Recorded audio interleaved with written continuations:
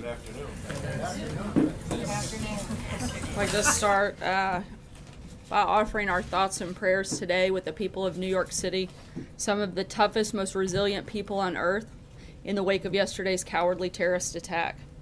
This attack underscores that the terrorist threat is real. As we defeat ISIS and affiliated groups abroad, we must be vigilant here in our country as they seek other ways to attack the homeland. Inspiring such attacks through hateful propaganda has always been part of ISIS and other terrorist strategy. This underscores the need for the most careful vetting of who enters our country. There are hundreds of active law enforcement investigations into foreign nationals suspected of engaging in terrorism, and we must vet those seeking entry to the United States thoroughly. Last night, just hours after the attack, 1 million New Yorkers, including families with their children, marched through the city for a Halloween parade. Their message was heard loud and clear. The American spirit will never be broken. Those who hope we will succumb to fear will never get what they want. And those who seek to divide us will only bring us closer together. In the midst of the attack, New York City's finest, our incredible police and first responders, rushed to the aid of their fellow citizens. They did their duty, they ran into danger so that others could run away to safety, and they performed like the heroes they were born to be. Specifically, Officer Ryan Nash, a 5-year veteran of the NYPD, was among the first to respond to the scene and fired the shot that stopped the attacker from continuing the violence. He's a hero, but that doesn't come as a surprise to most of his colleagues. He's already received 2 awards during his young career, one for excellent police duty and another for other police action. Yesterday, he earned something that could never be properly displayed by a ribbon or a medal. He earned the never-ending thanks of a grateful nation. The President has vowed to defend our country, protect our communities, and put the safety of Americans first. This is the oath he took as President, and that is his sacred pledge to the citizens of our country. And with that, I'll take your questions. John. Sarah, in the hours, in fact the days after the horrific shooting in Las Vegas, the President repeatedly said, now is not the time to talk about policy, now is not the time to talk about politics. That's for another time. Right now we need to mourn the dead. Yet this morning the President launched into a political argument with Senator Chuck Schumer on Twitter literally hours after this incident yesterday. Why was he so quick to go the political route and point fingers at Chuck Schumer for the fact that this person was in the country at all? Well, look, this wasn't about going the political route. This is something that, frankly, the President's been talking about for a long time. This isn't a new policy. This isn't a new position. This isn't a new conversation. The President has been talking about extreme vetting and the need for that for the purpose of protecting the citizens of this country since he was a candidate, long before he was ever president. This isn't a new argument, this isn't a new position, and this wasn't new for the President to speak about it. Cedar. We heard today at about 11:30 this morning from the mayor and the governor of New York, who had said at that time that the President had yet to call. Has the President called his mayor, his governor? He's in New York. The President has spoken with both the mayor and the governor of New York. Now. Sarah, why wasn't Uzbekistan on the travel ban list? As we've outlined multiple times before, those are determinations made by several factors. In large part, Congress helped play a role in determining a lot of those factors in placing specific priorities on different countries, and that would be the reason that they weren't a part of that. Calling for Uzbekistan to be put on the list? Look, that may be something that's looked at, but that isn't something that we have called for at this time, but certainly haven't ruled it out. I'm just curious why. Look, I think again there are a lot of different criteria that we use to determine which countries should be on there, and they haven't been determined as one of the countries yet. But I'm not saying that that's been ruled out either. Jordan. Thank you, Sarah. On Senator Schumer, can you tell us when is the last time he and the President spoke, and more broadly, the President saying that he is responsible, at least in part, for this attack? Does the President still see him Before as someone? Before you go any further, let me be really clear. The President has not blamed Senator Schumer and doesn't feel that the Senator is responsible for the attack.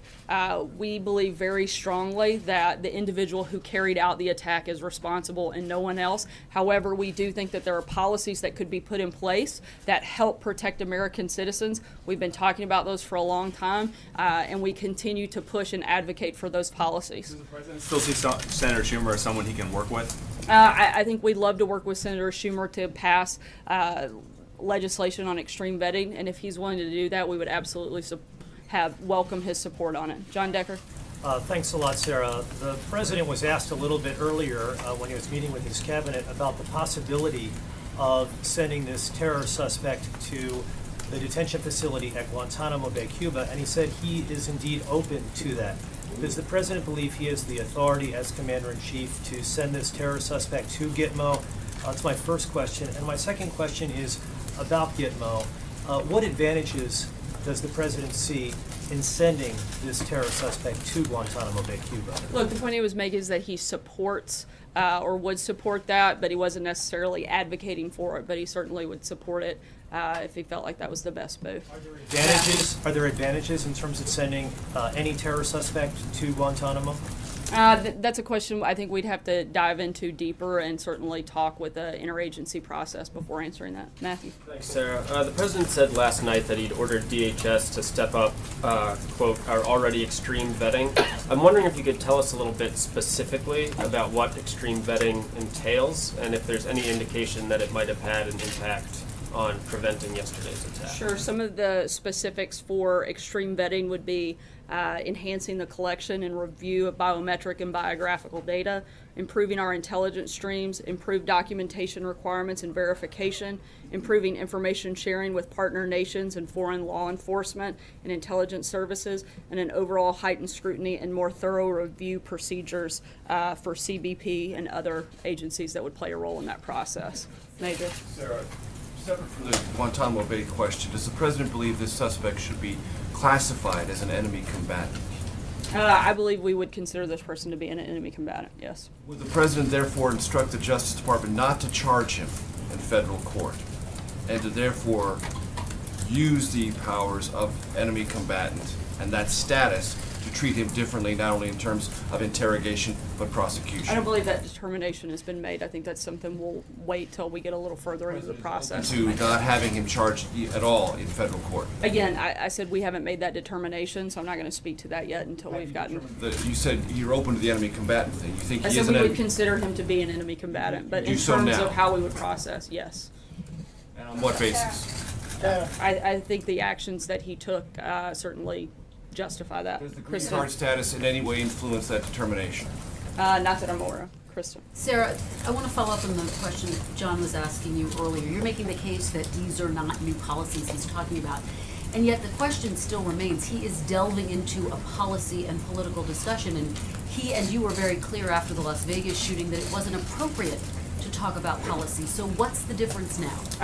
I said it wasn't appropriate to politicize the conversation, which I don't believe we are. We're talking about protecting American lives, and there are things that this president has consistently and repeatedly talked about, advocated for, pushed for, introduced executive orders for, supported legislation for, time and time again since long before he was even president of the United States, that support this position. It's not a new position. There are facts that we know about this horrific tragedy that we know caused some of the things in this horrific tragedy that I think determine what those policy positions that he's been advocating for long before yesterday are very consistent with the activity that could have prevented something like this from happening. The president invoked Chuck Schumer's name, so how can you argue that it's not a political argument that he's making? Look, Senator Schumer has supported these opposing policies, and I think that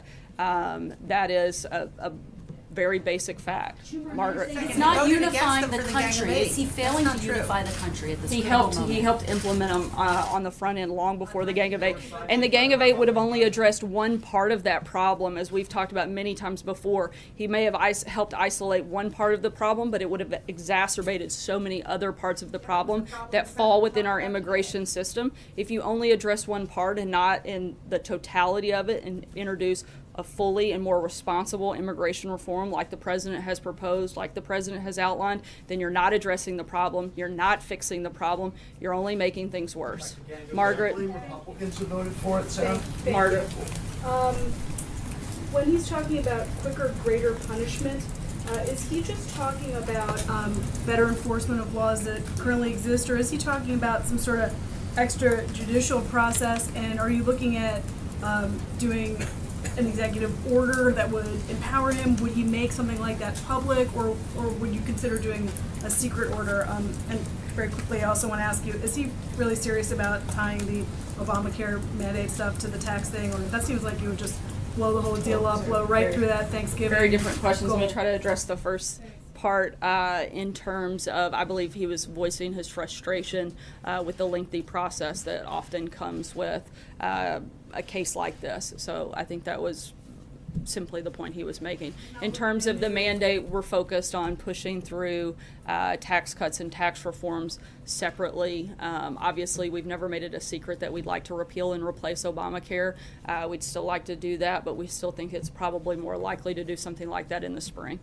Sarah, John Miller, the Deputy New York City Police Commissioner, said the suspect committed the attack in the name of ISIS. Governor Cuomo said the suspect was associated with ISIS. How can the president make the case that we are annihilating ISIS when an attack like this occurs? Are his policies emboldening the remnants of ISIS?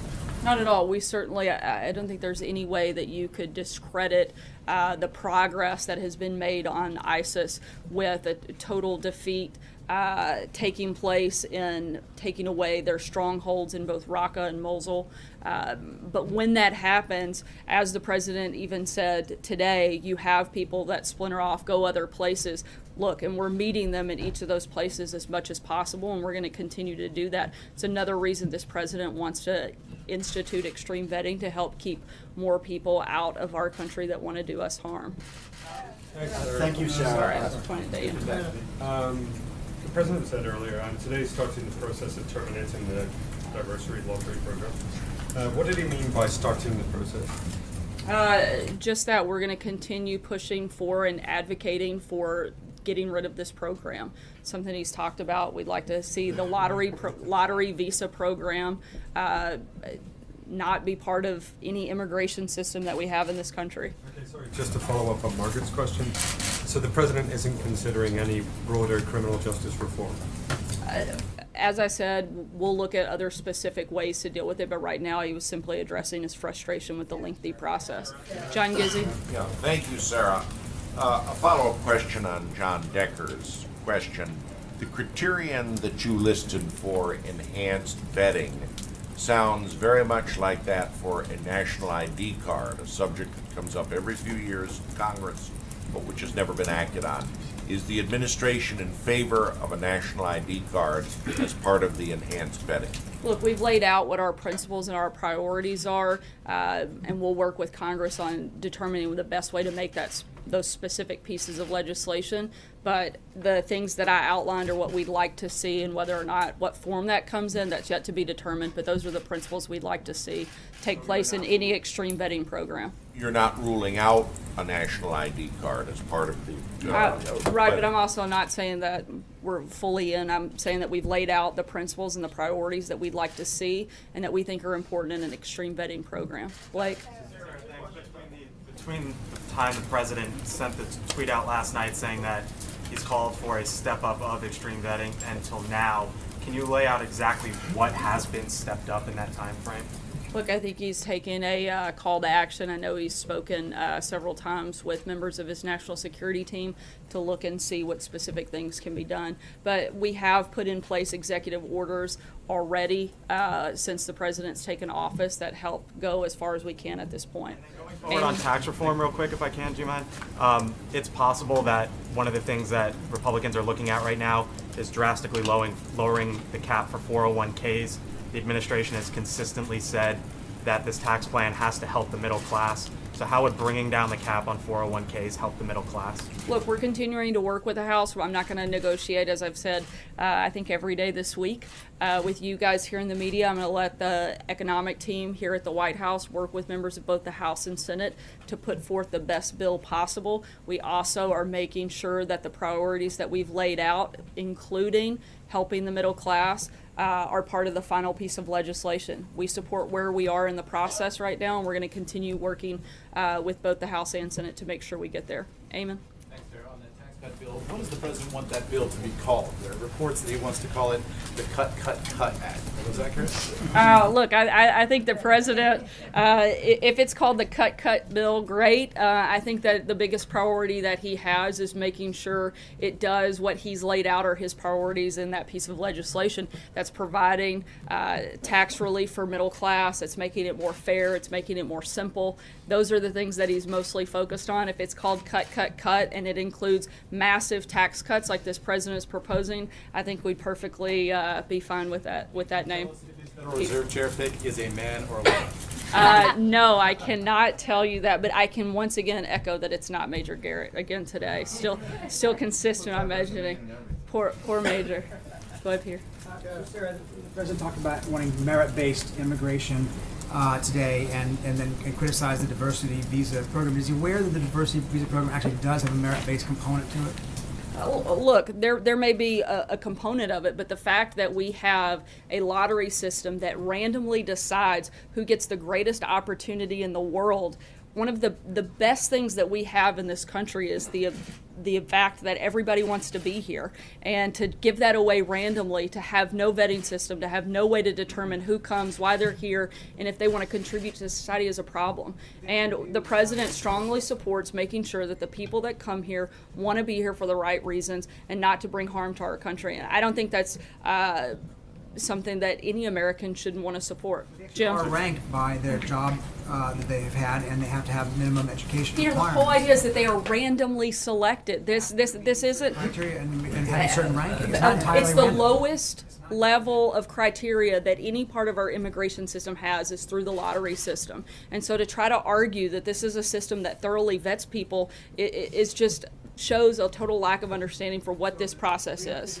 People have come in since the Uzbek gentleman yesterday came in. 350,000 people come to the country on this program. One of them now apparently has been accused of a terrorist act. One out of 350,000 create a problem then for that program? There may be more. Look, all I know is that you can't randomly select people and not have them thoroughly vetted and not have the ability to know whether or not these people want to do good things or bad things when they get here. I don't think it's unreasonable to ask that people that want to come to this country go through a vetting process to make sure that when they get here, they want to contribute to society and not harm the people of this country. Sure. Jim.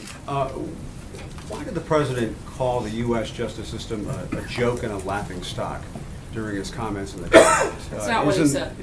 He said that the system of justice in this country that is a process. joke. He said the process has people calling us a joke and calling us a laughing stock. Look, I think, as I told Margaret, he's simply pointing out his frustration of how long that this process takes, how costly this process is, and particularly for someone to be a known terrorist, that process shouldn't move faster. That's the point he's making. That's the frustration he has. April. Separate subject, if I could, just other folks have a couple of questions each. Getting back to George Papadopoulos, does the president recall at that March 31st, 2016 meeting of his National Security Advisory Board, Mr. Papadopoulos suggesting a meeting between then candidate Trump and Vladimir Putin? Does he recall that? No, I don't believe he does. April. Sarah, two questions. First, Mary Frances Berry, the former head of the U.S. Commission on Civil Rights, says everyone wants vetting, but to stop people from coming because they come from different countries is totally wrong. What say you? Nobody said because they come from a different country. I think that's the whole definition of immigration, is that they wouldn't be U.S. citizens. We certainly haven't said that immigration as a whole should be outlawed. So the diversity lottery is specifically for those coming from other nations that you are not favoring right now because you believe that there is a possibility of terrorism. I believe that we have a fundamental right to protect the people of this country, and if we see or think that someone is a threat to United States citizens, that we should take every precaution that we can to protect the people of this country. And I don't think most Americans would disagree with that. In fact, most Americans do support extreme vetting and certainly support the protection of the citizens of this country. And second question, last question, compromise, the issue of compromise. What is the definition of compromise as it relates to slavery and the Civil War? Look, I'm not going to get in and relitigate the Civil War. It's like I told you yesterday. I think I've addressed the concerns that a lot of people had and the questions that you had, and I'm not going to relitigate history here. When you left, so, and I'm going to ask the question again. And Why don't you ask it in the way that you're apparently accusing me of being? I'm not accusing. I'm asking a question, Sarah. Seriously, the question is, does this administration believe? Does this president believe slavery was wrong? And before you answer, Mary Frances Berry, a historian, said, in 1860, there was a compromise. The compromise was to have southern states keep slavery, but the Confederacy fired on Fort Sumter that caused the Civil War. And because of the Civil War, what happened? The North won. I think it is disgusting and absurd to suggest that anyone inside of this building would support slavery. Peter. Yesterday from that podium, you said all of our leaders have flaws. Washington, Jefferson, Roosevelt, and Kennedy. What are President Trump's flaws? Probably that he has to deal with you guys on a daily basis. He doesn't, in fairness, he doesn't deal with us on a daily basis. So what would you say in sincerity? Most every day, actually, he What are does. his flaws then, I guess? Simple question. Yeah, I just gave you one. Trey. Thanks, Sarah. Two questions for you. What does the future of Guantanomo Bay look like under the Trump administration? I don't have any announcements or changes or adjustments to policy at this point. Follow up on last night, could you give us a little bit more of the tick-tock of how the president found out about this terror attack in New York City, how he immediately responded, who he got on the phone with right away, just trying to get a better understanding of where he was at this time, what he was doing, and what actions he took following the news? The president was in the Oval Office when this took place, and he was first briefed by General Kelly shortly after it happened. I'm going to take one last question. Sarah. Thank you, Sarah. No, right here. Thank you, Sarah. Will President President Trump look for enhancing anti-terror measures with other foreign countries during his visit to Asia? And also, will President Trump call the leaders of Argentina and Belgium to express his condolence? I believe that arrangements are being made for him to speak with the leaders of those countries. They're working between the two teams to set that up. In terms of looking for conversations around anti-terrorism, that will certainly be discussed throughout the trip over the next several days. And as I said earlier this week, General McMaster will be here tomorrow to discuss the trip in more detail and certainly in more depth for the briefing tomorrow. Thanks so much and have a good day. We'll let you know later today what time that should be. But both will most likely take place in the afternoon. Thanks, guys.